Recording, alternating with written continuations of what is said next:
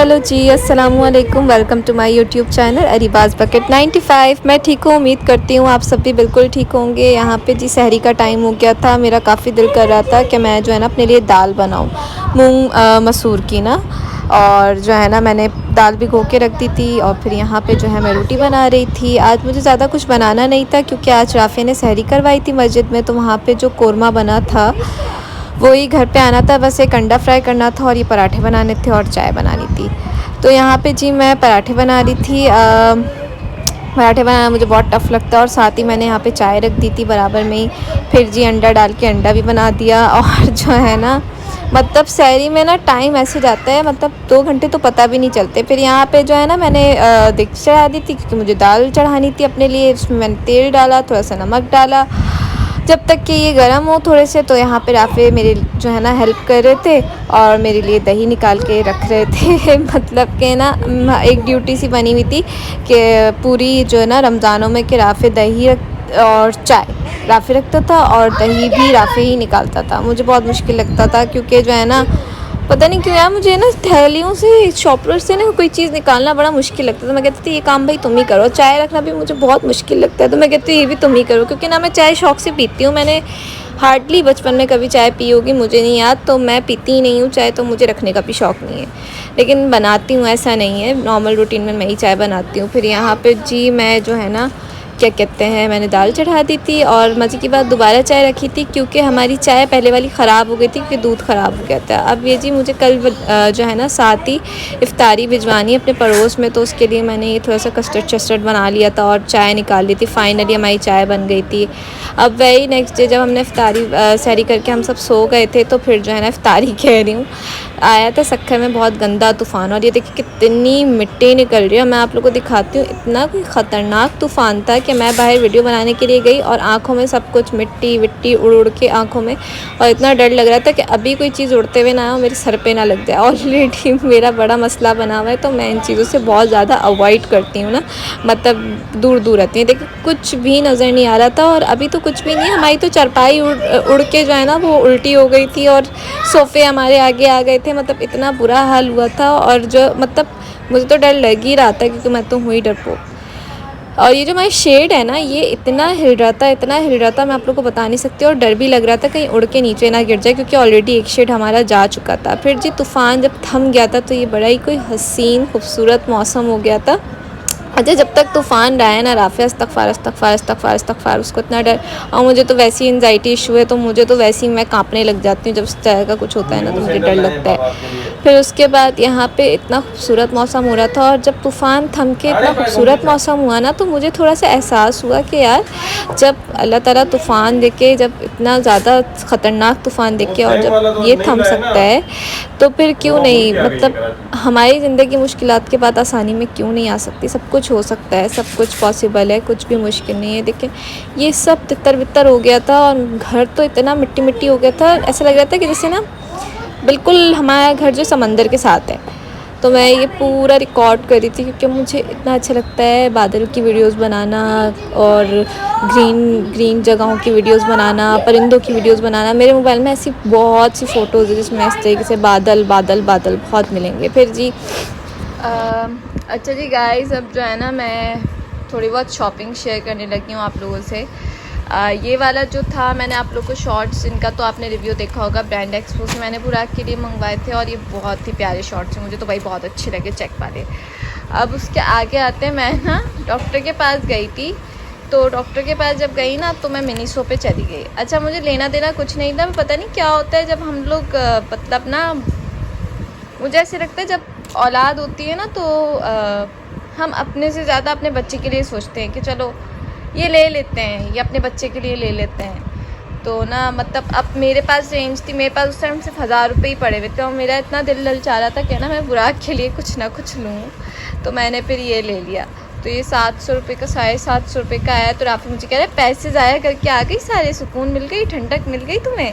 मैं बोला यार अब मैं क्या करूँ, मैं गई थी तो मुझे बस सुकून नहीं आ रहा था। मतलब मेरा ये होता है मैं कहीं जाती हूँ ना, मुझे कोई चीज़ अट्रैक्ट करती है, टॉय वगैरह, तो मैं कहती हूँ मैं अपने बेटे के लिए ले लूँ। पहले हम लोग इतने नहीं लेते थे टॉयज़, अभी भी इतने नहीं लेते, एक लिमिट में रखा हुआ है बुराक को। अगर कोई उसको गिफ्ट कर दे तो कर दे, अदरवाइज़ हम लोग इतना उसको फ्री नहीं करते क्योंकि बच्चे फिर पागल हो जाते हैं। अल्हम्दुलिल्लाह बुराक की आदत बहुत अच्छी है कि हम उसको कुछ भी दिलाते हैं ना, उसके साथ प्ले करता है, उनको तोड़ता बहुत कम है। अब वो खेल खेल के टूट जाए तो ऑब्वियसली वो तो एक अलग ही बात है। लेकिन ये देखिए कितना प्यारा लग रहा है ना, क्यूट हूँ ना मैं बहुत क्यूट हूँ। आप तो नहीं हो, मैं हूँ। अच्छा, तो ये मैंने ना मिनीसो से लिया था, जिस पे मेरे मियाँ ने मुझे अच्छी खासी सुनाई भी। और ये मैं ना नीचे बाज़ार गई थी, इधर सक्खर में शाही बाज़ार है, वहाँ मुझे ये बैग जो है ना बहुत शिद्दत से चाहिए था। छोटू सा ये प्यारा सा मिनी बैग जो है मुझे इतना क्यूट लग रहा था। पहले मैं दराज पे 2 दिन तक ये मेरे ना उसमें पड़ा रहा कार्ट में। फिर आप ने बोला ये तो भाई ईद के बाद मिलेगा। मैं अपना फ़ायदा मुझे लेना ईद पे, तो मैं फिर ईद के बाद तक का क्यों वेट करूं। तो फिर मैंने क्या किया, ये ना मैं गई थी शाही बाज़ार अपने किसी काम से, हाँ, तो फिर वहाँ पे देखा तो वहाँ ये लटके हुए थे और मुझे आइडिया था कि नीचे बाज़ार में आ गई होंगी चीज़ें, और इत्तेफाक से ना मुझे मेरी मैचिंग का मिल गया, मतलब जो मुझे चाहिए था वो मिल गया।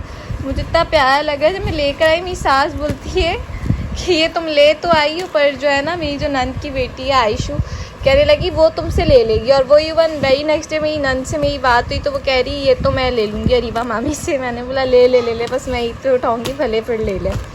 फिर उसके बाद जो है ना ये मैंने जो है ना अवाकाडो जो है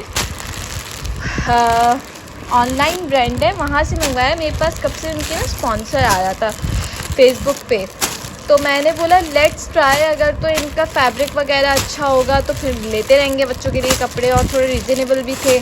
तो मैंने यहाँ से मंगवाया और मैंने बुराक को इसमें से 1-2 शर्ट्स वगैरह पहनाई भी हैं। मैं इसका रिव्यू बहुत जल्दी दूँगी। ये बुराक के लिए और उसके भाई के लिए, दोनों के लिए, हमज़ा के लिए और बुराक के लिए। हमज़ा जो मैं 10 बार बता चुकी हूँ, मैं दोबारा से क्लियर कर रही हूँ, हमज़ा मेरा भतीजा है, मतलब मेरे जेठ और जेठानी का बेटा, और माशाल्लाह से बहुत प्यारा बच्चा है। अभी आने वाला है, मैं आप लोग को दिखाऊँगी और माशाल्लाह ज़रूर बोलना है आप लोगों ने। फिर उसके बाद जो है ना ये मैंने ऑनलाइन कुछ मेकअप मंगवाया था, जिसमें से ये स्टार स्किन वालों के जो हैं वो थे फेस मास्क थे, और ये फिर शी ग्लैम का ब्लश था, फिर ये फाउंडेशन थी, फिर ये प्राइमर था। तो ये थोड़ी बहुत मैंने शॉपिंग की थी अपने लिए ईद के लिए। और हाँ, मैं अब आप लोग को दिखाने लगी हूँ मेरी थोड़ी बहुत जो ना, ये देखें, मैं जब फ़ारिग होती हूँ ना तो मैं ये ना, मतलब मुझे कैलीग्राफी तो खैर नहीं आती, तो लेकिन ये है कि मैं ना बस ऐसे मुझे शौक़ है मतलब आर्ट करने का। तो ये मैं कभी अल्लाह, अभी मोहम्मद और फिर ये अली, तो अल्लाह पाक इन बाबरकत नामों के सदक़े जो है, और अल्लाह पाक की ज़ात के सदक़े सबकी मुश्किलात को हल करे और सबकी ज़िंदगियों में सुकून अता करे और सबको नेक और अल्लाह का फरमा बरदार बनाए, आमीन सुम आमीन। और साथ साथ मैं ऐसी छोटी सी नकली जो आर्टिस्ट हूँ ना, तो मैं थोड़े बहुत अपने साइन दे देती हूँ यहाँ पे के सिग्नेचर, ताकि कोई भी आर्टिस्ट मेरे जो है ना कैलीग्राफी को कॉपी ना करे। देखो मेरी शादी हो गई पर मैं अभी तक अपने सिग्नेचर में अपने पापा का नाम ही लिखती हूँ, पता नहीं क्यों। I just love to write my name with my father name, पता नहीं क्यों।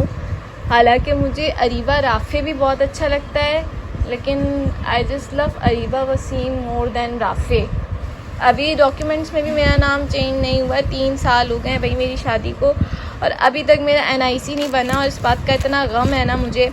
NIC बन जाएगा, डॉक्यूमेंटेशन हो जाएगी इंशाल्लाह, लेकिन मेरा जो सिग्नेचर है ना वो हमेशा अपने पापा के नाम के साथ रहेगा, क्योंकि मेरा जो एक पहचान थी ना वो अरीबा वसीम के नाम से थी। तो आई just love my father name with my name, पता नहीं क्यों, मतलब एक इमोशनल अटैचमेंट है। और मैं बहुत ही कोई सेंसिटिव बंदी हूँ, मुझे ना छोटी छोटी चेंजेस से भी बहुत फ़र्क पड़ता है। ऐसा नहीं होता कि मेरे तो अगर सॉकेट भी चेंज हो जाए ना मेरे घर का, तो मैं कहती हूँ आए है मेरी शादी के टाइम पे तो वो वाला सॉकेट था और अब ये वाला लग गया यार, ये क्या, वो वाला सॉकेट मैं यूज़ करती थी ऐसे। मतलब थोड़ा सा ना पागलपन है मेरे अंदर, आई नो, बट ये है कि मुझे अच्छा लगता है।